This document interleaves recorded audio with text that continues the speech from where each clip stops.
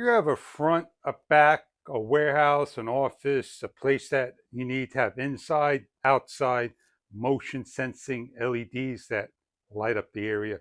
I'm going to demonstrate and show you what this product's about. So let's open it up, show you what you get inside the box. You have a neutral and load and your ground. You have here's the motion activated light that is tiltable. Your sensor with the controls on the bottom, and your COB LEDs that are adjustable and angled any way you want, up and down. You get yourself the insulation, wire nuts, and bracket that goes into the hole that to get to the actual unit and snap into place.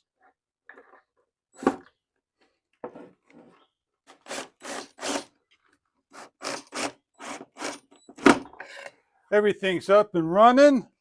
It looks good. Turn on your AC and the light will automatically come on. Go over the instructions that they give you on how to hook this up, and let's just bring the motion away from us and the light goes off. And if we introduce motion, it triggers. And it's that simple. You could adjust the time and the sensitivity underneath the actual arm.